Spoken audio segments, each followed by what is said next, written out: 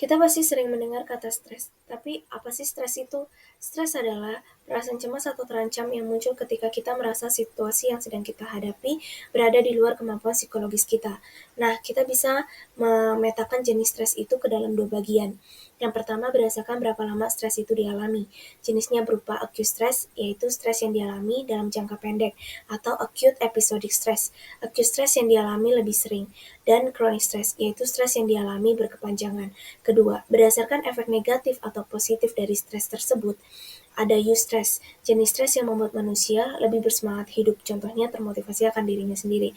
Yang kedua, distress, respons stres negatif yang memicu munculnya gejala non spesifik baik pada mental maupun fisik, contohnya turunnya gairah dalam bekerja. Kemudian, kalau kita melihat definisi stres di awal tadi, teman-teman bisa melihat bahwa ada dua komponen.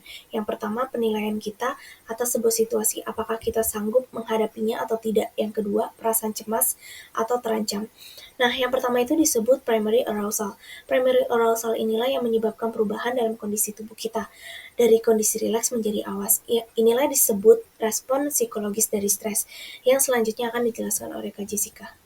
Nah, respons fisiologis itu sering dikenal sebagai fight flight response. Coba ingat-ingat, pernah nggak sih ngerasain ketakutan pas mau ngasih pidato? Rasanya itu kayak deg-degan, tangan keringetan, terus cemas banget. Inilah bagian dari fight flight response itu. Stres itu terjadi karena adanya physical atau psychological stimulus. Di zaman modern kita sekarang jarang kita ngerasain physical stimuli ya. Yang lebih sering kita alami itu stimuli psikologis seperti cemas akibat mau ujian atau karena berantem dengan keluarga dan teman.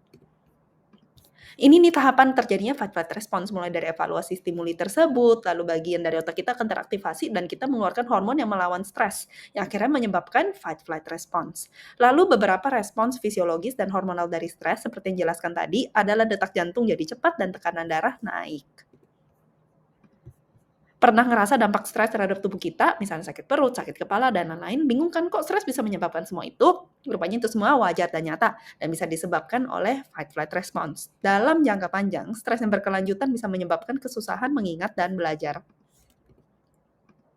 Jadi memang benar kalau bahwa pikiran dan emosi kita itu berdampak kepada badan kita, dan hubungan ini namanya mind-body connection yang akan dijelaskan lebih lanjut berikutnya oleh Gadi. Oke, untuk membicarakan soal mind and body connection, kita perlu melihat sistem kekebalan tubuh kita. Dulu ilmuwan beranggapan bahwa sistem kekebalan tubuh kita itu benar-benar bebas dari pengaruh kondisi psikologi seseorang. Tetapi ternyata tidak demikian. Ada sebuah eksperimen terhadap 394 subjek. Jadi mereka disuntikan dengan virus flu, kemudian dikarantina selama seminggu. Hasilnya, orang-orang yang ketika disuntikan virus flu itu sedang mengalami stres psikologis yang tinggi, lebih mungkin sakit flu ketimbang orang-orang yang tingkat stres psikologinya rendah. Nah, hubungan-hubungan macam ini atau penelitian macam ini itu sebenarnya masuk ke dalam sebuah cabang ilmu yang disebut psychoneuroimmunology, yang mempelajari relasi antara sistem saraf pusat, sistem hormonal kita, dan faktor-faktor psikososial. Nah, tiga hal tadi, relasinya itu ternyata bisa memperkuat sistem kekebalan tubuh kita maupun bisa memperlemah. Nah, kenapa sih stres itu bisa memperlemah sistem kekebalan tubuh kita? Karena ternyata ketika tubuh kita ada di dalam fight or flight response, tubuh kita memproduksi hormon yang memperlemah sistem kekebalan tubuh kita itu. Bayangkan jika stres itu terjadi secara berkepanjangan atau yang kita sebut sebagai chronic stress. Betapa lebih berbahayanya lagi itu terhadap kesehatan kita. Oke, jadi kita sudah mempelajari bagaimana stres berdampak terhadap tubuh kita. Sekarang kita akan mempelajari apa sih penyebab-penyebab stres itu. Silakan Dea. Hal apapun dari internal maupun eksternal yang menyebabkan stres disebut stresor. Berdasarkan skala kejadian, stresor dibagi menjadi dua. Pertama ada hazards, misalnya cuaca buruk atau kejebak macet. Kedua ada major life event, misalnya baru menikah atau pindah lingkungan. Ada tiga situasi yang paling menimbulkan stres, yaitu frustasi. Frustasi yang berlangsung dalam jangka waktu lama bisa menjadi burnout. Biasanya yang kerja sambil kuliah pernah nih ngalamin burnout. Lalu yang terakhir ada kekerasan. Bagi sebagian orang, kekerasan ini bisa menimbulkan PTSD. Stres juga bisa terjadi karena konflik, yaitu pengambilan keputusan yang sulit. Ada tiga jenis konflik, yaitu approach, contohnya liburan ke Bali atau ke Lombok. Avoidance, contohnya ngerjain tugas psikologi umum atau psikologi faal duluan. Approach avoidance, contohnya nembak orang yang kita suka, takut ditolak tapi ada kemungkinan juga diterima. Ada perbedaan antara stres dengan anxiety. Anxiety merupakan reaksi dari stres yang berasal dari internal, rasa takut terus-menerus dan berlebihan bahkan tanpa adanya stresor. Anxiety bisa terjadi karena 3 cara, yaitu classical conditioning, observational learning, dan unconscious conflict. Nah, cukup mengenai stresor. Sekarang gimana sih cara ngatasin stres?